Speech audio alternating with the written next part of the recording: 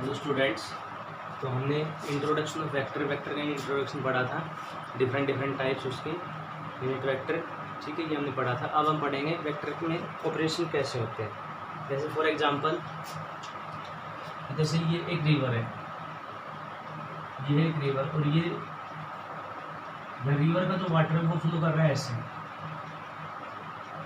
Water की velocity ऐसे है, ठीक है, और एक आदमी है वो तैर रहा है ऐसे, वो स्विमर है, ठीक है। तो velocity of water VW is velocity of water, VS is velocity of swimmer.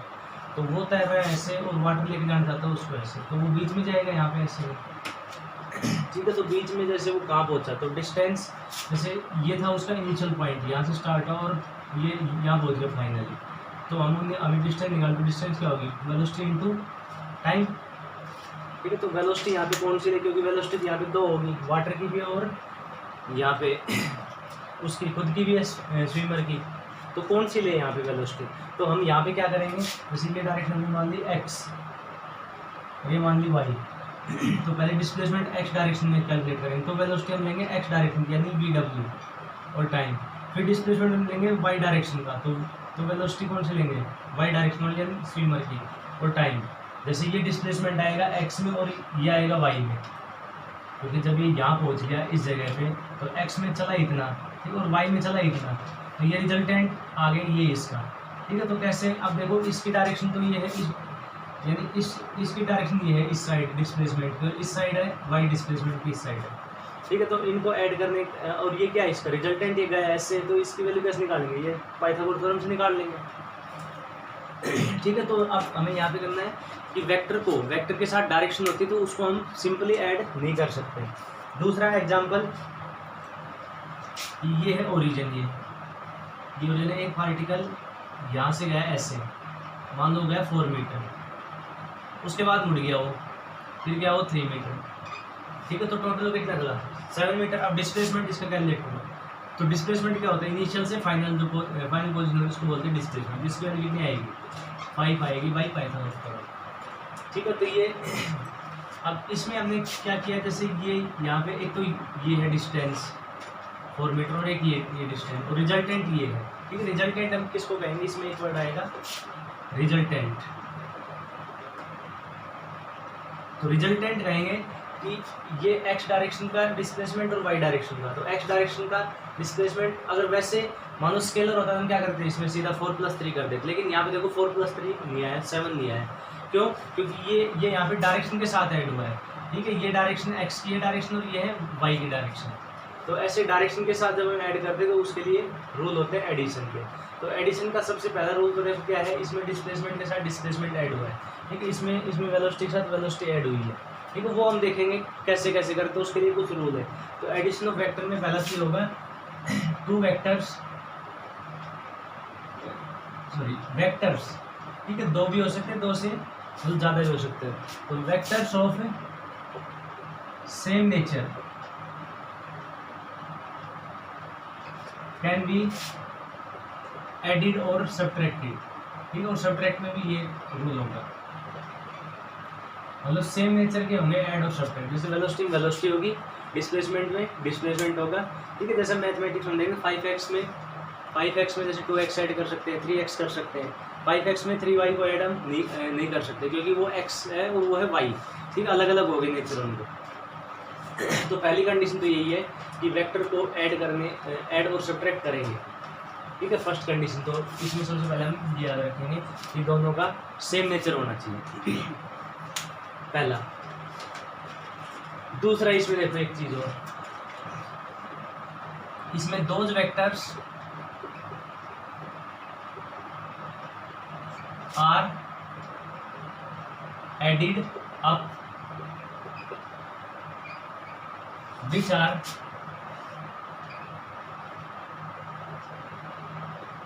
co-initial vector।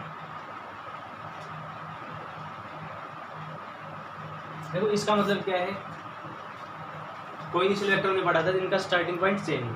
जैसे यहाँ पे एक पार्टिकल है, ये एक बॉक्स है, ये यहाँ रखा है ग्राउंड पे, इसके ऊपर फोर्स लगा ऐसे, इस साइड फोर्स लगा 7 न्यूटन, एक फोर्स इसके ऊपर लगा इस side 5 Newton.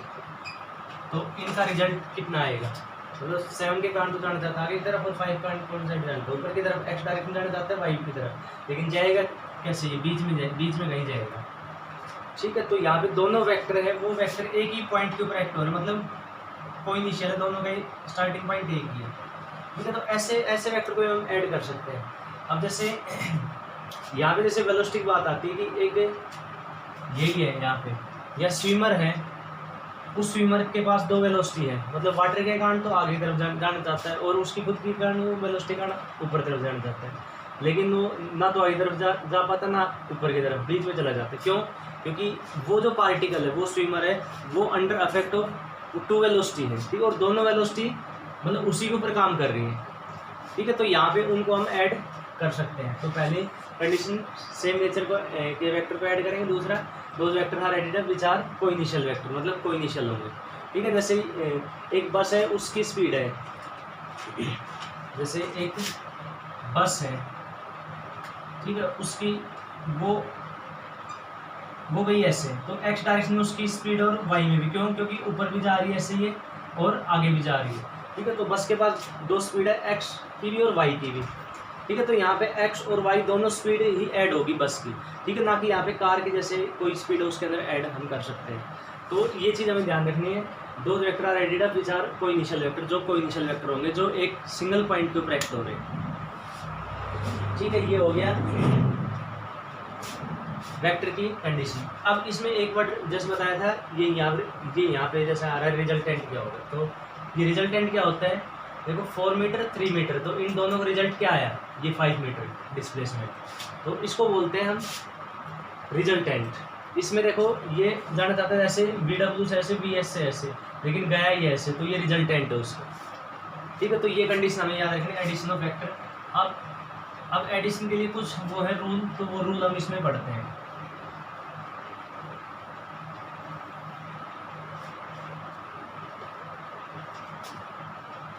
Laws of vector addition.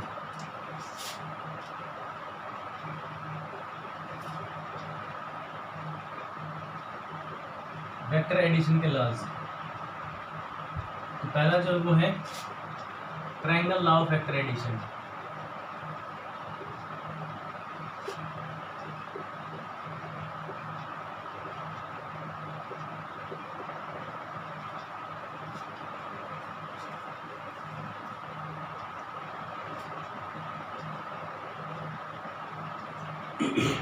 तो triangle law of vector addition क्या कहता है, जैसे हमारे पास होती है 2 वेक्टर, ये एक वेक्टर A है और ये एक वेक्टर B है, इन दोनों को ऐड करना है। ठीक है, अब ये ऐसे ये रखे, इसका मतलब ये दोनों ये कोई इनिशियल नहीं है। ठीक है, इसका मतलब ये नहीं, अगर ये बोल दिया कि इनको ऐड करना है तो सबसे पहली चीज़ तो यही है, अगर उनको ऐड करें तो इसका मतलब वो कोई इनिशियल तो है ही है। ठीक है, वेक्टर को हम कहीं पे, ये जो वेक्टर है इसको हम कहीं भी रख सकते हैं। कंडीशन क्या रहेगी कि उसका मैग्नीट्यूड चेंज नहीं होती, मतलब उसकी लेंथ इतनी होनी चाहिए और डायरेक्शन नहीं होनी चाहिए चेंज। ठीक है, बाकी उसको फिर हम कहीं भी रख सकते हैं। तो अब हमने एडिशन की एक वो बड़ी थी कंडीशन की क्या होनी चाहिए, को इनिशियल। तो यहाँ पे ये दोनों अगर ऐड कर रहे हैं तो इसका मतलब को इनिशियल होंगे ही। ठीक है, देखो कैसे। अब ट्रायंगल का क्या कहता है, जैसे हमें यहाँ पे चाहिए A + B वेक्टर, इनको ऐड करना है, तो हम पहले A वेक्टर को उठाया और ऐसे कैसे हमने रख दिया without changing its magnitude and direction. उसके बाद दूसरा वेक्टर ऐड करना है B, तो B वेक्टर को हम ऐसे रखेंगे कि पहले वाले के हेड जो उसकी क्या है टेल, तो ये B को उठाया ऐसे हमने रख दिया, ये हो गया B वेक्टर। देखो ये तो इसकी हेड है ये एक, तो हेड के ऊपर इसकी क्या आ गई, टेल आ गई। तो इसका मतलब ये हो गया पहला जो वेक्टर है उसको हमने ऐसे रखा, अब दूसरे वेक्टर को ऐसे रखेंगे कि दूसरे वेक्टर की टेल पहले वाले के हेड पे आए। ठीक है, अब हम यहाँ से स्टार्ट होते इनिशियली और यहाँ पहुँच के फाइनली। ठीक है, तो ये बताएगा इसमें ये रिजल्टेंट आएगा यानी A + B। तो अब देखो इसमें ये वेक्टर ऐसे हैं, ये वेक्टर सेम ऑर्डर, जैसे हम ऐसे चल रहे थे तो ऐसे ही चल रहे हैं ये, लेकिन यहाँ आगे तो ये क्या आ गया, अपोजिट ऑर्डर। तो अब जैसे ट्रायंगल यहाँ पे हमने क्या किया कि 2 वेक्टर को हमने ये ट्रायंगल की जो साइड है उससे रिप्रेजेंट किया है, और दोनों वेक्टर का सेंस है, सेंस एक जैसी है। सेंस का मतलब दोनों का जैसे ये ए वेक्टर और ये है बी वेक्टर, ठीक है। तो दोनों का जो यहाँ पे सेंस मतलब जैसे एंटी क्लॉकवाइज में चल रहे हैं, एंटी क्लॉकवाइज, तो ये एंटी क्लॉकवाइज चलते गए फिर यहाँ पे क्या आ गया, ये अपोजिट डायरेक्शन में आ गया। तो इसमें क्या होगा, ट्राइंगल ऑफ वेक्टर एडिशन में इफ टू वेक्टर्स, मतलब दो वेक्टर जिनको ऐड कर रहे हैं, ठीक है, if two vectors are represented by the side of triangle, ठीक है, आर इन सेम ऑर्डर। देखो सेम ऑर्डर में है, सेम ऑर्डर ऐसे चल रहे तो एरो इसी साइड है, फिर हमें ऐसे चले तो भी एरो उस साइड है। देखो सेम ऑर्डर का मतलब ये हो गया, हमारा चलने का ऑर्डर है ऐसे, हम चल रहे हैं ऐसे गए फिर ऐसे गए, तो हम चलते गए तो एरो भी उसी साइड है। फिर हम यहाँ पे इस साइड पे जब चले, ठीक है, तो चल भी हम ऐसे रहे और एरो भी इस साइड है। फिर हम यहाँ से यहाँ आएंगे तो हम देख रहे हैं एरो है अपोजिट साइड में और हम आ रहे हैं ऐसे, तो ये आ गया अपोजिट ऑर्डर में, ठीक है। तो अपोजिट ऑर्डर वाला जो है वेक्टर वो इसमें क्या बताएगा, वो रिजल्टेंट बताएगा। जैसे ये एक ट्राइंगल दी हुई है,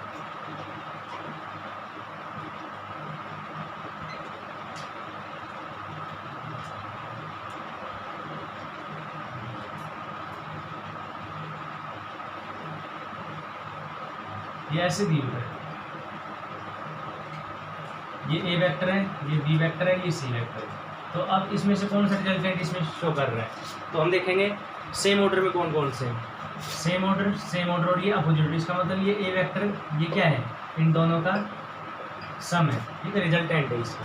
तो हमें ये देखना है जब भी ट्राइंगल में हम ये वेक्टर दिए हुए हैं तो उनमें से जैसे ट्राइंगल की तीन साइड होती है, ठीक है, तीन साइड होते हैं, तो दो तो रिप्रेजेंट करेंगे किसको, जिन वेक्टर को ऐड किया है, और तीसरा किसको वो करेगा रिप्रेजेंट कि उनके एडिशन से क्या रिजल्ट आया, ठीक है, रिजल्टेंट को। क्योंकि ट्राइंगल है तो उसके अंदर तीन साइड हो गए, तो दो साइड किसको करेगी रिप्रेजेंट, दो वेक्टर को जिनको हमें ऐड करना है, ठीक है, और तीसरी किसको रिप्रेजेंट करेगी कि उनको ऐड करने से जो रिजल्ट आ रहा है उसको करेगी रिप्रेजेंट, ठीक है। तो इसमें लिखते हैं ट्राइंगल ऑफ वेक्टर एडिशन में लिखो if two vectors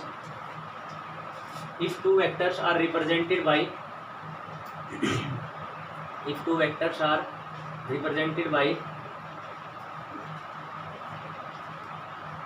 side of a triangle,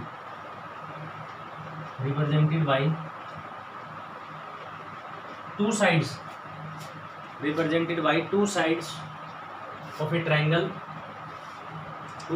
of a triangle, और ब्रैकेट लिख लें टेकन इन सेम ऑर्डर।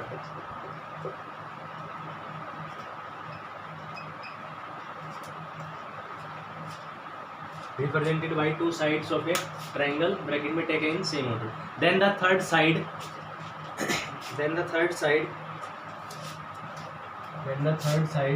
उसके लिख लेना ब्रैकेट में which है opposite order,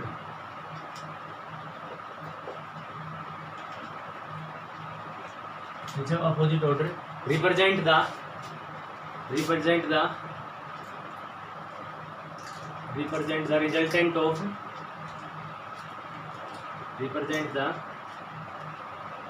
of vector, resultant of two vectors, ठीक है। जैसे एग्जांपल ये हो गया, ये है ए वेक्टर और ये है बी वेक्टर, तो ये ए वेक्टर हो गया, ये बी वेक्टर हो गया, ठीक है। तरीका इसमें क्या रहेगा, जैसे ए प्लस बी चीज हम क्या करेंगे, ए वेक्टर तो हमने रखा पहले, फिर बी को हम ऐसे रखें कि ए के हेड पे बी की टेल आए, तो हमने ऐसे उठाया बी को और ऐसे रख दिया, ठीक है। वो चीज़ इसमें हम देख रहे हैं कि ए को हमने रखा तो ना तो उसकी हमने लेंथ चेंज मतलब मैग्नीट्यूड चेंज हुआ, ठीक है, ना उसकी हमने डायरेक्शन चेंज की। तो किसी भी वेक्टर को ऐसे हम शिफ्ट कर सकते हैं कहीं पे भी without changing its direction and magnitude. तो हमने ऐसे ही शिफ्ट किया इसको, और इसको ऐसे शिफ्ट किया कि इसकी टेल उसके हेड पे आए, तो ये शिफ्ट कर दिया, ठीक है। तो तीसरी साइड ये आ गई, तीसरी साइड मतलब ये था इनिशियल पॉइंट और ये फाइनल पॉइंट, तो इनिशियल से फाइनल तक ये जो डिस्टेंस है वो दिखाई किसको, रिजल्टेंट को, ए प्लस बी को, ठीक है। बी प्लस ए निकालना होता है तो क्या करते हैं हम, बी प्लस ए, तो पहले रखते बी वेक्टर को, तो बी वेक्टर को उठाया हमने ऐसे कैसे रख दिया,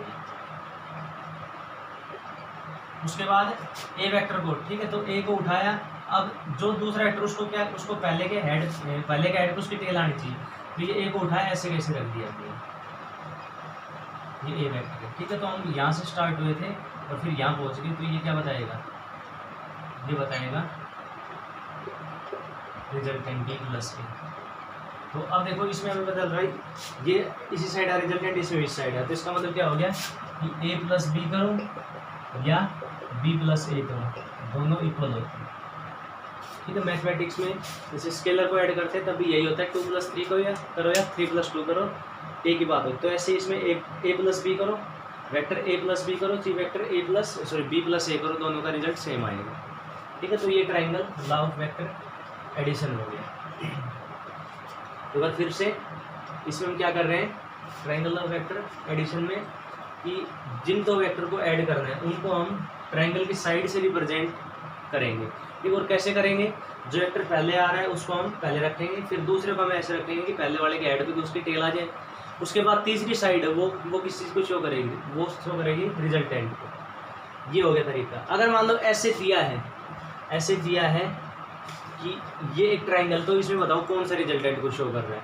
तो हम यहाँ देख रहे हैं सेम ऑर्डर, फिर ये अपोजिट ऑर्डर, मतलब ये जो साइड है, ये साइड इन दोनों का रिजल्टेंट शो कर दिया। ठीक है, तो ये हो गया triangle law of vector addition.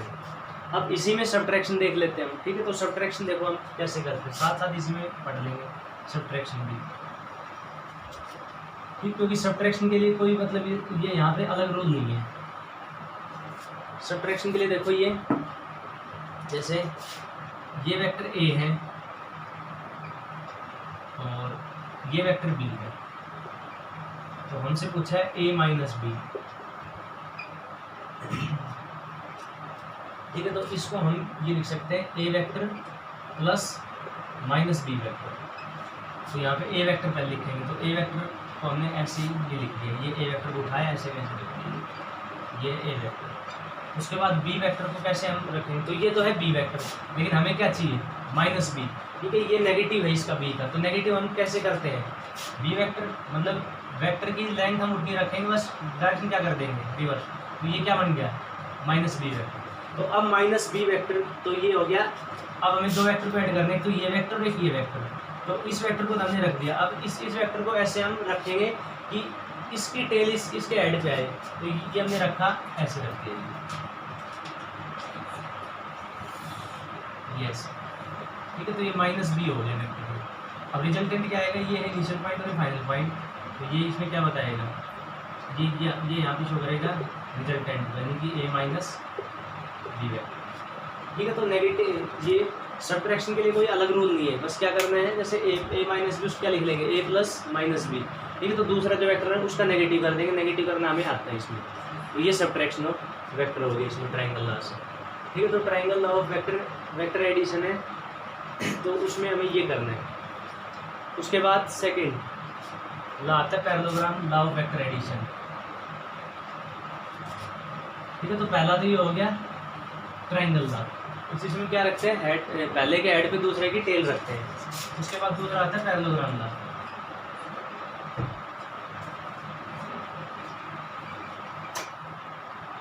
Parallelogram law of vector addition. तो parallelogram law of vector addition में क्या करते हैं, इसमें दो वेक्टर जिनको ऐड करना है, ये एक वेक्टर है a और ये एक वेक्टर है b है। तो इसमें हम ऐसे इसको लिखेंगे, पहले जैसे हमें निकालना है a प्लस बी। ठीक है, तो इसमें हम ऐसे रखेंगे, पहले हम a को, जैसे a आ रहा है तो a को हमने रखा। तो ट्राइंगल में क्या करते थे, इसके ऐड पे टेल रखे, इसमें दोनों की टेल वो करेगी कोइंसाइड। तो यहाँ पे b को हम कैसे रखेंगे कि दोनों की टेल क्या करें, कोइंसाइड करें।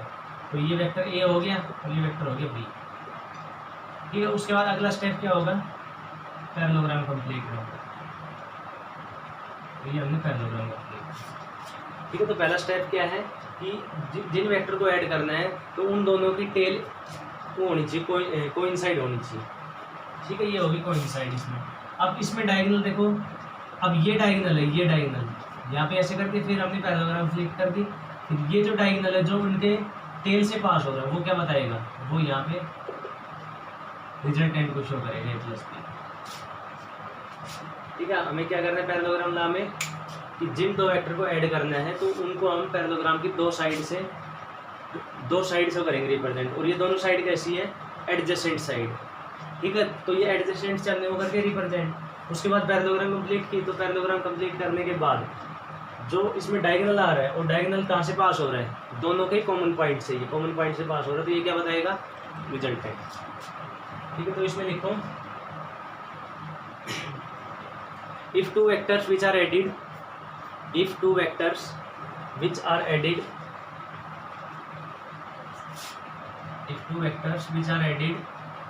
are represented by adjacent sides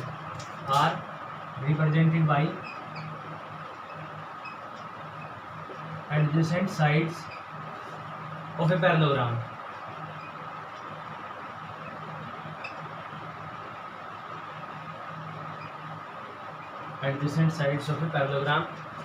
then the diagonal which passes through their common point,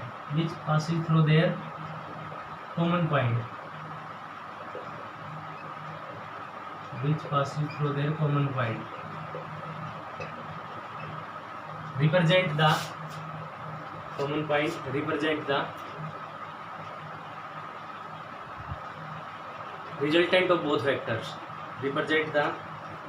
resultant of both vectors,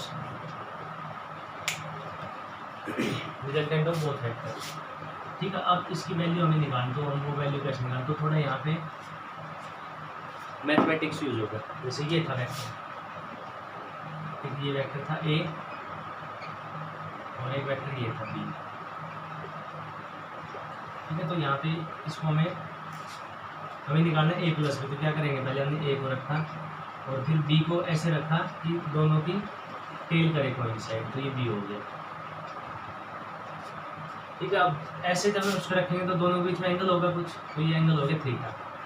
अब हमने यहाँ पे पैरेललोग्राम कंप्लीट किया। उसके बाद ये जो डायगोनल है, ये डायगोनल शो करेगा किसको, ये शो करेगा रिजल्टेंट। तो यहाँ इसकी वैल्यू हमें चाहिए, इसकी वैल्यू। तो इसकी वैल्यू हम कैसे कैलकुलेट करेंगे, देखो इसकी वैल्यू, तो ये वेक्टर ए था, ये वेक्टर बी था, और ये इनका क्या आया, बी रिजल्टेंट आ गया इसका। ठीक है, ट्राइंगल ना से हम इसमें कर सकते हैं, वही आएगा सेम। देखो ट्राइंगल से ए वेक्टर बी वेक्टर का रखेंगे, हेड पे टेल आनी चाहिए, तो बी रखा हमने। उसके बाद ये क्या बता रहा है, रिजल्टेंट, वही है सेम। देखो उसी साइड, तो ये तो मेथड हो गया दूसरा इसमें। ठीक है, बाकी रिजल्ट तो वही आना है। तो अब हमें इसकी वैल्यू चाहिए, तो इसकी वैल्यू के लिए क्या करेंगे, हम इस साइड के ऊपर हमने इसका नाम रख देते हैं PQRS। यहाँ से परपेंडिकुलर हमने डाला है ऐसे, ये P ले लेते हैं। तो हमने कर दिया यहाँ पे draw RT perpendicular on PT। RT हमने वो डाल दिया परपेंडिकुलर किसके ऊपर, PT के ऊपर। अब ये एंगल है थीटा, तो ये कितना होगा थीटा, क्यों, क्योंकि देखो ये तो क्या है,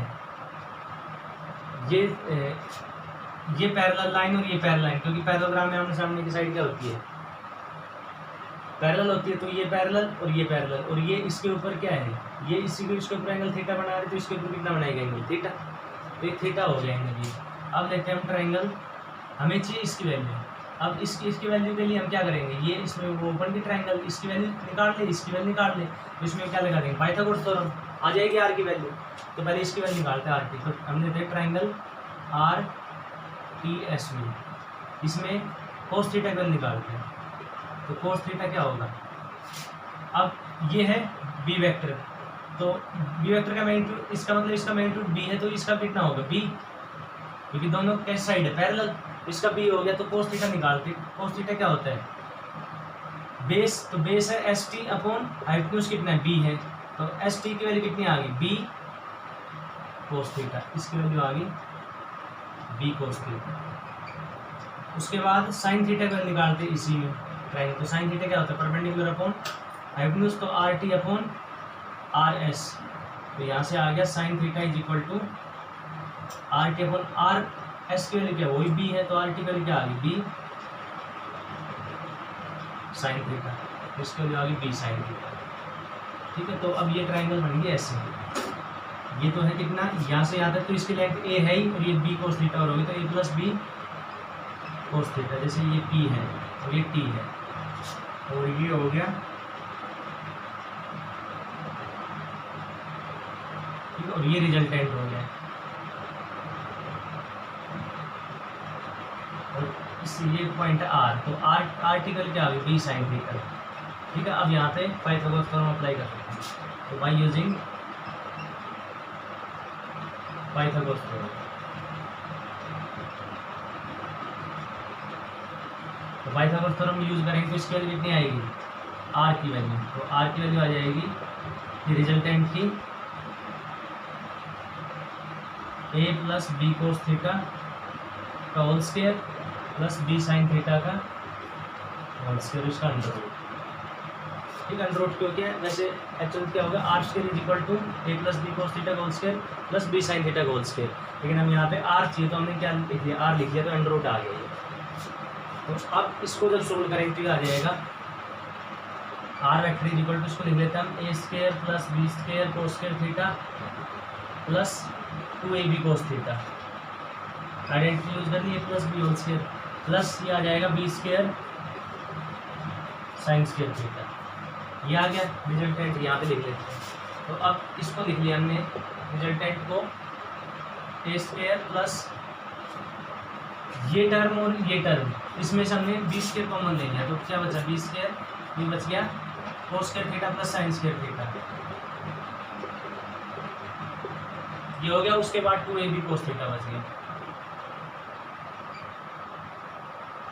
अब कोस square theta plus sign square theta कितना होता है, 1 होता है, तो आर की वैल्यू कितनी आ गई, a square plus B square plus 2ab cos theta under root, ये आएगा रिजल्ट।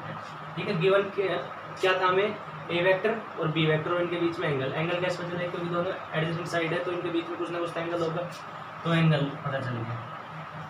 ठीक है, तो रिजल्टेंट हम इसका कैलकुलेट कर सकते हैं, a square plus B square plus 2ab cos theta. अब देखो इसमें हमने दो वेक्टर को ऐड किया है, वेक्टर ए और वेक्टर बी, तो तीसरा हमें मिला ये आर वेक्टर, तो आर वेक्टर ही मिला, वेक्टर को ऐड करने से क्या मिल रहा है, वेक्टर ही मिल रहा है। तो ये तो आया ओनली मैग्नीट्यूड निकालने का। ठीक है, डायरेक्शन हम कैसे निकालने, अब डायरेक्शन क्या होती है, देखो ये वेक्टर ए था, ये वेक्टर बी था, तो ये रिजल्टेंट यहाँ आया इनके बीच में। अब बीच में कितने एंगल पे आया, मतलब ए के साथ कितना एंगल है, बी के साथ कितना एंगल है। ठीक है, जैसे ए और बी के बीच में एंगल है 60 डिग्री, तो यहाँ रिजल्टेंट आया बीच में। ठीक है, तो कितने पे आया, ए के साथ 20 डिग्री पे आया, 30 डिग्री पे, 40 डिग्री कितने आ रहा है, तो उससे क्या पता चलेगा हमें डायरेक्शन कि ए से कितना ऊपर है, 10 डिग्री 20 डिग्री 30 डिग्री ऐसे। तो हमने यहाँ पे एंगल ये मान दिया अल्फा, कि अल्फा की वजह अगर हम पता चल जाए तो इससे क्या पता चल जाएगी डायरेक्शन। तो देखो ये अल्फा हम कैसे निकालेंगे, नोट कर लो इसको। ठीक है, इसको एक बार नोट के इसको ले लेना, स्क्रीनशॉट लेके नोट कर लेना। अब देखो इसमें हमें चाहिए, ये तो है this formula gives magnitude of resultant vector.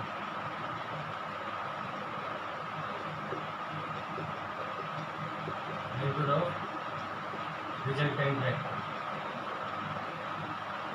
जो रिजल्टेंट है उसका मैग्नीट्यूड बताएंगे। ठीक है, अब फॉर डायरेक्शन के लिए, तो डायरेक्शन के लिए हम फॉर्मूला अप्लाई करें, तो डायरेक्शन के लिए हमने अल्फा मान दिया, तो ये ट्रायंगल जैसे ये है रिजल्टेंट, इसके साथ यही angle alpha T R T, ये अल्फा है, तो यहाँ से tan अल्फा क्यों निकालो, tan अल्फा कितना होगा, परपेंडिकुलर अपॉन बेस, तो परपेंडिकुलर कितना B sine theta upon a plus B cos theta. तो यहाँ पे जो हमने ली है ट्रायंगल कौन सी ली है, टी आर टी।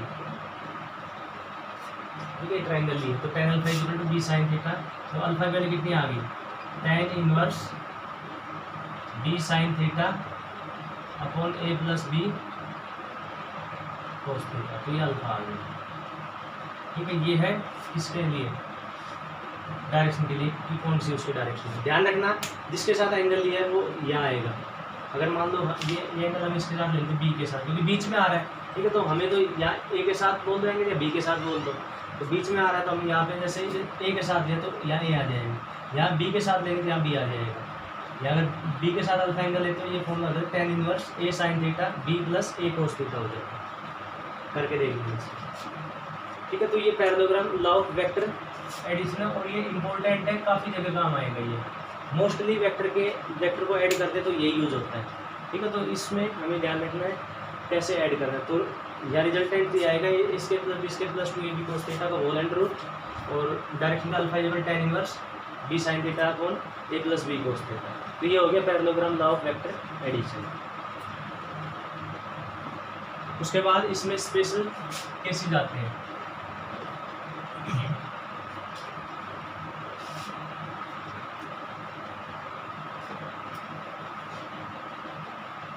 तो नेक्स्ट है स्पेशल केसेस।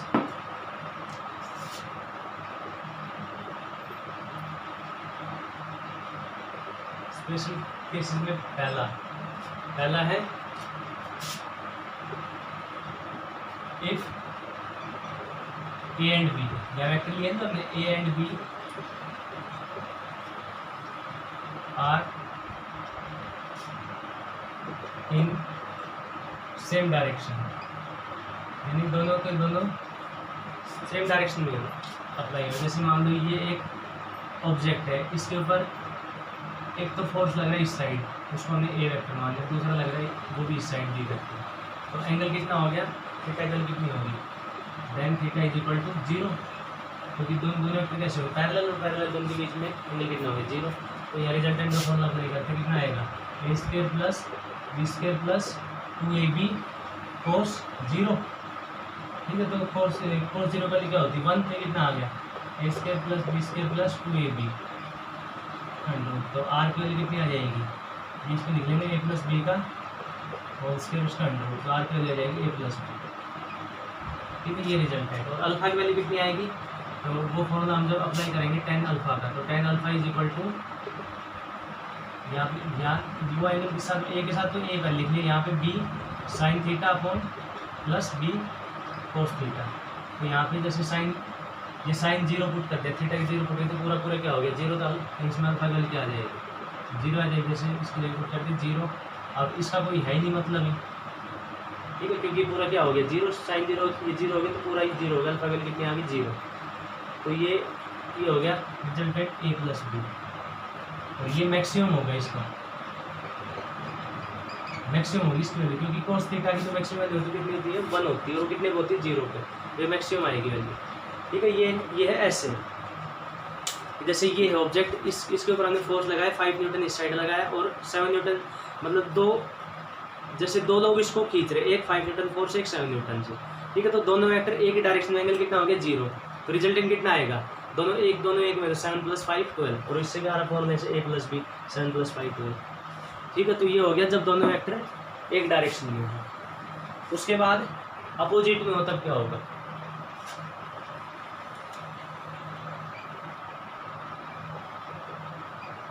तो अपोजिट डायरेक्शन में ये हो गया ए वेक्टर,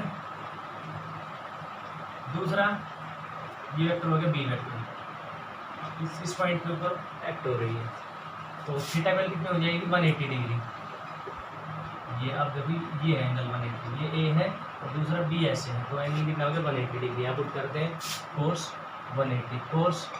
180 का जो होती है -1, तो यहाँ क्या हो जाएगा -2ab, तो ये आ जाएगा माइनस, यहाँ पे माइनस, और कोस की जो -1 होती है वो सबसे कम वैल्यू होती है, इसलिए क्या होगी मिनिमम। ठीक है, और यहाँ पे जो पुट करेंगे साइन 180 और ये कोस 180, तो साइन 180 कितना होता है 0 ही होता है, तो अल्फा की वैल्यू कितनी आएगी 0 ही आएगी इसमें। ठीक है, तो ये रिजल्टेंट आएगा। और इसमें हमें पता है कि जैसे मान लो इसको खींच रहे हैं 5 न्यूटन से इस साइड खींच रहे हैं और 7 न्यूटन से इस साइड की, तो कौन साइड जाएगी, इस साइड जाएगा, क्योंकि इस साइड ज़्यादा फोर्स लग रहा है, कितना उससे 2 ज़्यादा है, तो ये 2 से जाएगा। तो हमने क्या किया 7 - 5 2 आएगा। ठीक है, तो रिजल्टेंट जब अपोजिट डायरेक्शन में तो ये आएगा रिजल्टेंट a - b, एंगल ये हो जाएगा 0। अब है if a and b are perpendicular to each other, अगर परपेंडिकुलर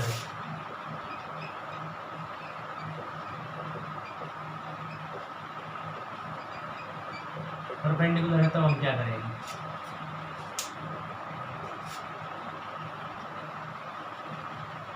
तो परपेंडिकुलर के लिए थीटा की वैल्यू कितनी हो जाएगी 90। जैसे ये एक वेक्टर है ए वेक्टर और ये वेक्टर है बी वेक्टर। ठीक है, तो यहाँ पे पैरेललोग्राम हम करेंगे कंप्लीट, तो ये हमने पैरेललोग्राम, यहाँ पे कौन सी पैरेललोग्राम बन रही है ये रेक्टेंगल बन गया, अगर दोनों इक्वल है तो स्क्वायर बन जाएगा। ठीक है, अब ये क्या बताएगा, ये इसको शो करेगा रिजल्टेंट, और इसके बाद हम निकाल सकते हैं, ये ए है और ये बी है, तो ये ए है तो ये भी ए होगा, ये बी है तो ये बी होगा, तो ये ट्रायंगल बन गया।